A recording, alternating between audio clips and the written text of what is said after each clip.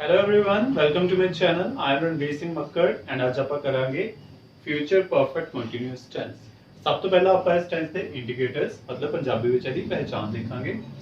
ਇਹਨਾਂ ਸੈਂਟੈਂਸਸ ਦੇ ਐਂਡ ਵਿੱਚ ਤੋਂ ਰਿਹਾ ਹੋਵੇਗਾ, ਤੋਂ ਰਹੀ ਹੋਵੇਗੀ, ਤੋਂ ਰਹੀਆਂ ਹੋਣਗੀਆਂ ਜਾਂ ਤੋਂ ਰਹੇ ਹੋਣਗੇ ਲੱਗਿਆ ਹੁੰਦਾ। ਲਾਈਕ 4 ਦਿਨਾਂ ਤੋਂ ਮੀਂਹ ਪੈ ਰਿਹਾ ਹੋਵੇਗਾ, ਉਹ 2 ਦਿਨਾਂ ਤੋਂ ਹੋਮਵਰਕ ਕਰ ਰਹੀ ਹੋਵੇਗੀ। मतलब ਇਹਦੇ ਵਿੱਚ ਕੰਮ ਚੱਲਦਾ ਦੱਸਿਆ ਹੁੰਦਾ ਤੇ ਨਾਲ ਇਹ ਵੀ ਦੱਸਿਆ ਹੁੰਦਾ ਕਿ ਕੰਮ ਕਦੋਂ ਤੋਂ ਚੱਲਦਾ ਪਿਆ, ਮਤਲਬ ਕਿ ਇਹਦਾ ਸਟਾਰਟ ਹੋਣ ਦਾ ਟਾਈਮ ਦੱਸਿਆ ਹੁੰਦਾ। Now let's come to its use. ਇਹਨੂੰ ਕਿੱਥੇ ਯੂਜ਼ ਕੀਤਾ ਜਾਂਦਾ? To show a future action in progress. Future ਵਿੱਚ ਜਦੋਂ ਕੋਈ ਕੰਮ ਪ੍ਰੋਗਰੈਸ ਵਿੱਚ ਹੋਵੇ, ਚੱਲਦਾ ਪਿਆ ਹੋਵੇ, ਫਰੋਮ ਅ ਨੋਨ ਟਾਈਮ। ਇਹ ਵੀ ਪਤਾ ਹੋਵੇ ਕਿ ਕੰਮ ਕਦੋਂ ਤੋਂ ਚੱਲਦਾ ਪਿਆ, ਤਾਂ ਟਾਈਮ ਨੂੰ ਸ਼ੋ ਕਰਨ ਲਈ ਆਪਾਂ ਤੋਂ ਲਗਾਉਂਦੇ ਹਾਂ। ਫॉर एग्जांपल, मैं सोमवार तो स्विमिंग सीख रहा होवांगा। मैं काम कर रहा होवांगा, काम चलता पिया होएगा। एक्शन इन प्रोग्रेस आ गया फ्रॉम अ नॉन टाइम, कदों तो? सोमवार तो। इस करके नाल तो मिलेगा, तो टाइम ਨੂੰ ਸ਼ੋ ਕਰਨ ਲਈ ਯੂਜ਼ ਕੀਤਾ ਜਾਂਦਾ। Let's come to its rules. ਸਭ ਤੋਂ ਪਹਿਲਾਂ ਸਿੰਪਲ ਸੈਂਟੈਂਸਸ ਵਿੱਚ ਸਬਜੈਕਟ ਲੱਗਦਾ ਹੈ। ਸਬਜੈਕਟ ਮੀਨਸ ਕੰਮ ਕਰਨ ਵਾਲਾ, ਕੰਮ ਕੌਣ ਕਰ ਰਿਹਾ ਹੈ। ਜਿਵੇਂ ਕਿ ਇਸ ਸੈਂਟੈਂਸ ਵਿੱਚ ਦੇਖੋ, ਮੈਂ ਸੋਮਵਾਰ ਤੋਂ ਸਵਿਮਿੰਗ ਸਿੱਖ ਰਿਹਾ ਹੋਵਾਂਗਾ। ਸੋ ਦ ਸਬਜੈਕਟ ਇਨ ਦਿਸ ਸੈਂਟੈਂਸ मैं, आई। ਉਸ ਤੋਂ ਬਾਅਦ will और shall, ਦੋਨਾਂ ਵਿੱਚੋਂ ਕੋਈ ਇੱਕ ਹੈਲਪਿੰਗ ਵਰਬ ਲੱਗਦੀ ਹੈ। will ਲੱਗਦਾ ਆਲਮੋਸਟ ਸਾਰੇ ਹੀ ਕੇसेस ਨਾਲ, ਕੋਈ ਵੀ ਸਬਜੈਕਟ ਉਹਨਾਂ ਆਪਾਂ will ਲਗਾ ਸਕਦੇ ਹਾਂ। shall ਲੱਗਦਾ ਸਿਰਫ I ਤੇ we ਨਾਲ, ਉਹ ਵੀ ਜਦੋਂ ਆਪਾਂ ਫਾਰਮਲੀ ਗੱਲ ਕਰਦੇ ਹੋਈਏ, ਕਿਸੇ ਫਾਰਮਲ ਸਿਚੁਏਸ਼ਨ ਦੀ ਗੱਲ ਕਰੀਏ। ਫਾਰਮਲ ਸਿਚੁਏਸ਼ਨ ਮਤਲਬ ਆਪਾਂ ਕਿਸੇ ਸੀਨੀਅਰ ਨਾਲ ਗੱਲ ਕਰ ਰਹੇ ਹਾਂ, ਕਿਸੇ ਆਥੋਰਾਈਜ਼ਡ ਪਰਸਨ ਨਾਲ ਗੱਲ ਕਰ ਰਹੇ ਹਾਂ। ਸਪੋਜ਼ ਮੈਂ ਆਪਣੇ ਪ੍ਰਿੰਸੀਪਲ ਨਾਲ ਜਾਂ ਆਪਣੇ ਮੈਨੇਜਰ ਨਾਲ ਗੱਲ ਕਰ ਰਿਹਾ, ਤਾਂ that will be a formal situation. ਉਸ ਕੇਸ ਵਿੱਚ ਆਪਾਂ I ਤੇ we ਨਾਲ shall ਲਗਾ ਸਕਦੇ ਹਾਂ। ਅਦਰਵਾਈਜ਼ ਆਪਾਂ I ਤੇ we ਨਾਲ ਵੀ will ਲਗਾ ਸਕਦੇ ਹਾਂ। ਉਸ ਤੋਂ ਬਾਅਦ have ਲੱਗੇਗਾ been। ਇਸ ਟੈਂਸ ਦੀ ਪਹਿਚਾਣ ਹੁੰਦੀ ਹੈ will have been ਜਾਂ shall have been। ਉਸ ਤੋਂ ਬਾਅਦ verb ਦੀ first form plus ing। then object means ਕੰਮ ਕਿਹੜੀ ਚੀਜ਼ ਦੇ ਉੱਪਰ ਹੋ ਰਿਹਾ। ਇਹਦੇ ਵਿੱਚ ਦੇਖੋ subject ਕੌਣ ਹੈ? ਮੈਂ। verb ਕੀ ਹੈ? ਕੰਮ ਕੀ ਹੋ ਰਿਹਾ? ਸਿੱਖਣਾ, learn। ਕਿਹੜੀ ਚੀਜ਼ ਨੂੰ ਸਿੱਖ ਰਿਹਾ ਹੋਵਾਂਗਾ ਤਾਂ object ਕੀ ਆਏਗਾ? ਜਿਹੜੀ ਚੀਜ਼ ਨੂੰ ਮੈਂ ਸਿੱਖ ਰਿਹਾ। ਕਿਹੜੀ ਚੀਜ਼ ਨੂੰ ਸਿੱਖ ਰਿਹਾ? ਸਵਿਮਿੰਗ। ਤਾਂ ਸਵਿਮਿੰਗ ਇਹਦੇ ਵਿੱਚ object ਆ ਜਾਏਗੀ। ਉਸ ਤੋਂ ਬਾਅਦ since ਜਾਂ for, then time। since ਤੇ for ਦਾ ਰੂਲ ਦੇਖੋ, ਜੇ ਤਾਂ ਆਪਾਂ ਨੂੰ ਕੰਮ ਹੋਣ ਦਾ ਸਟਾਰਟਿੰਗ ਪੁਆਇੰਟ ਦਿੱਤਾ ਹੋਵੇ, ਕਿ ਐਗਜ਼ੈਕਟ ਟਾਈਮ ਦਿੱਤਾ ਹੋਵੇ ਕਿ ਕੰਮ ਕਦੋਂ ਤੋਂ ਚੱਲ ਰਿਹਾ ਵਾ। ਸਪੋਜ਼ ਮੈਂ ਸੋਮਵਾਰ ਤੋਂ ਸਕੂਲ ਜਾ ਰਿਹਾ, ਮੈਂ ਮੰਗਲਵਾਰ ਤੋਂ ਐਕਸਰਸਾਈਜ਼ ਕਰ ਰਿਹਾ, ਉਹ ਪਾਰਟਿਕੂਲਰ ਟਾਈਮ ਆ ਗਿਆ ਨਾ। ਜਾਂ ਮੈਂ 10 ਵਜੇ ਤੋਂ ਹੋਮਵਰਕ ਕਰ ਰਿਹਾ, ਉਹ ਵੀ ਪਾਰਟਿਕੂਲਰ ਟਾਈਮ ਆ ਗਿਆ। ਤਾਂ ਸਟਾਰਟਿੰਗ ਪੁਆਇੰਟ ਨਾਲ ਹਮੇਸ਼ਾ since ਲੱਗਦਾ। ਜਦੋਂ ਆਪਾਂ ਨੂੰ ਟੋਟਲ ਪੀਰੀਅਡ ਆਫ ਟਾਈਮ ਦਿੱਤਾ ਹੋਵੇ, ਉਹਨਾਂ ਨਾਲ ਆਪਾਂ for ਲਗਾਉਂਦੇ ਹਾਂ। ਇਸ ਸੈਂਟੈਂਸ ਵਿੱਚ ਦੇਖੋ ਸੋਮਵਾਰ ਦਿੱਤਾ, ਤਾਂ ਸੋਮਵਾਰ ਇਜ਼ ਅ ਸਟਾਰਟਿੰਗ ਪੁਆਇੰਟ, ਤੇਰੇ ਨਾਲ since ਆਏਗਾ।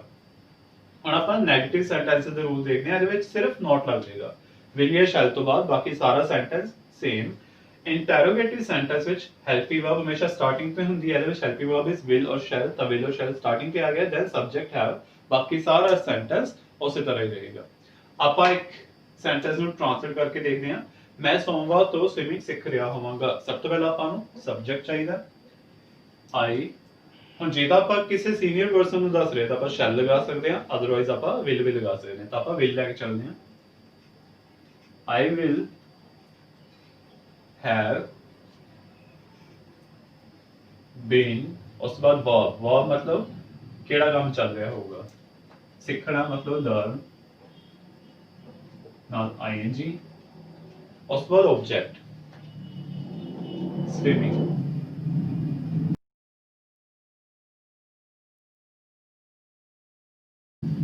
ਕਦੋਂ ਤੋਂ? ਸੋਮਵਾਰ ਤੋਂ। ਸੋਮਵਾਰ is the starting point, since ਆ ਗਿਆ। ਉਸ ਤੋਂ ਬਾਅਦ ਟਾਈਮ, ਕਦੋਂ ਤੋਂ? since Monday। ਹੁਣ ਜੇ ਆਪਾਂ ਐਸੇ ਸੈਂਟੈਂਸ ਨੂੰ ਹੀ ਨੈਗੇਟਿਵ ਵਿੱਚ ਕਨਵਰਟ ਕਰਨਾ ਹੋਵੇ ਤਾਂ ਆਪਾਂ ਕੀ ਕਰਾਂਗੇ? ਇੱਥੇ ਆਪਾਂ ਨੋਟ ਲਗਾ ਦਾਂਗੇ। ਧਿਆਨ ਰੱਖੋ ਇਸ ਟੈਂਸ ਵਿੱਚ ਨੋਟ will ਜਾਂ shall ਤੋਂ ਬਾਅਦ ਆਉਂਦਾ, have ਤੋਂ ਬਾਅਦ ਨਹੀਂ ਆਉਂਦਾ। ਕਈ ਬੱਚੇ ਤੁਸੀਂ ਦੇਖੋਗੇ have ਤੋਂ ਬਾਅਦ ਵੀ ਨੋਟ ਲਗਾਉਂਦੇ। I will have not been learning, no that is wrong। I will not have been learning swimming since Monday। ਜੇ ਆਪਾਂ ਇੰਟਰੋਗੇਟਿਵ ਵਿੱਚ ਕਨਵਰਟ ਕਰਨਾ ਤਾਂ ਆਪਾਂ ਕੀ ਕਰਾਂਗੇ? ਹੈਲਪਿੰਗ ਵਰਬ ਨੂੰ ਸਟਾਰਟਿੰਗ ਤੇ ਲਾਇਆ ਹੈ। Helping verb is will। I have been learning swimming since Monday, last ਤੇ ਆਪਾਂ ਕੁਐਸਚਨ ਮਾਰਕ ਲਗਾਤਾ, ਤਾਂ ਉਹੀ ਸੈਂਟੈਂਸ ਹੁਣ ਇੰਟਰੋਗੇਟਿਵ ਬਣ ਗਿਆ। ਹੁਣ ਆਪਾਂ ਇਸ ਟੈਂਸ ਦੀ ਐਕਸਰਸਾਈਜ਼ ਕਰਦੇ ਹਾਂ। ਸੋ ਵੀ ਹੈਵ 5 ਸੈਂਟੈਂਸਸ। ਮੈਂ ਇਹਨਾਂ ਸੈਂਟੈਂਸਸ ਨੂੰ ਸਿੰਪਲ ਟਾਈਪ ਵਿੱਚ ਟ੍ਰਾਂਸਲੇਟ ਕਰਾਂਗਾ। ਤੁਹਾਡਾ ਹੋਮਵਰਕ ਇਹ ਹੈ ਕਿ ਤੁਸੀਂ ਇਹਨਾਂ ਨੂੰ ਨੈਗੇਟਿਵ ਤੇ ਇੰਟਰੋਗੇਟਿਵ ਵਿੱਚ ਆਪਣੇ ਆਪ ਟ੍ਰਾਂਸਲੇਟ ਕਰੋਗੇ। If you need any kind of help regarding this, you can call me on the given number or you can also contact me through my given email ID. So let's start with the first sentence.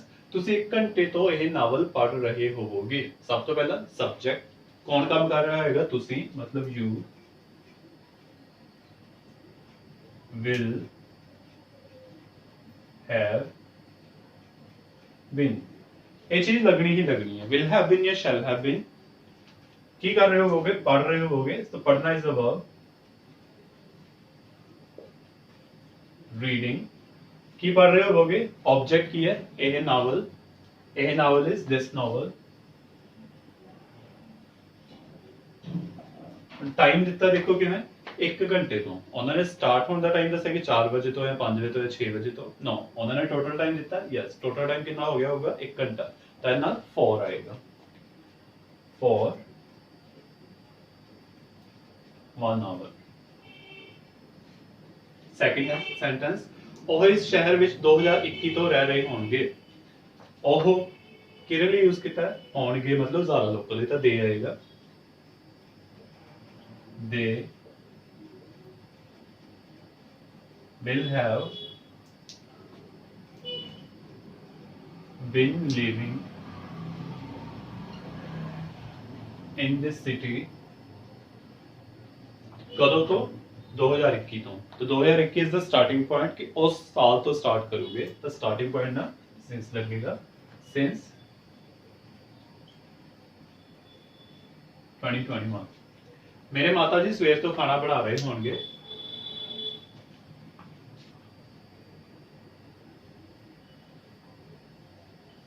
My mother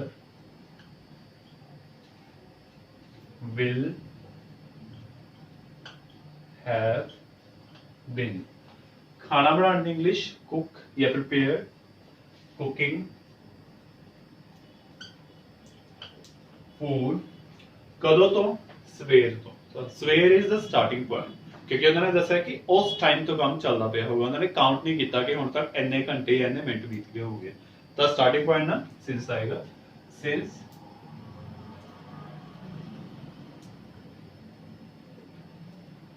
ਮॉर्निंग। ਬੱਚੇ 2 ਦਿਨਾਂ ਤੋਂ ਪੜ੍ਹਾਈ ਕਰ ਰਹੇ ਹੋਣਗੇ। ਬੱਚਿਆਂ ਦੀ English children ਜਾਂ students.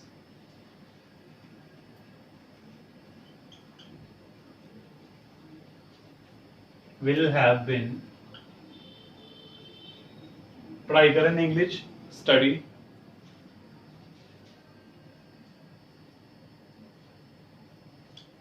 कदों तो? 2 दिनों तो। 2 दिन पीरियड ऑफ टाइम आ गया। पीरियड ऑफ टाइम ना 4 लगेगा। 4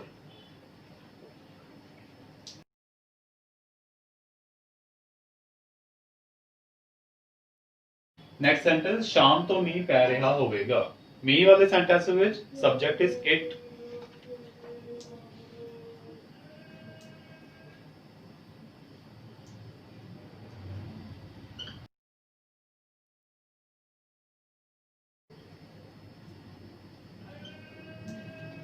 it will have been raining. कदों तो? शाम तो। तो शाम is the starting point. Since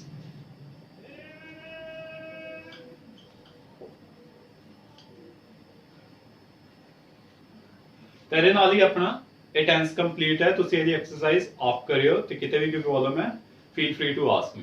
if you need any kind of help you can call me on this number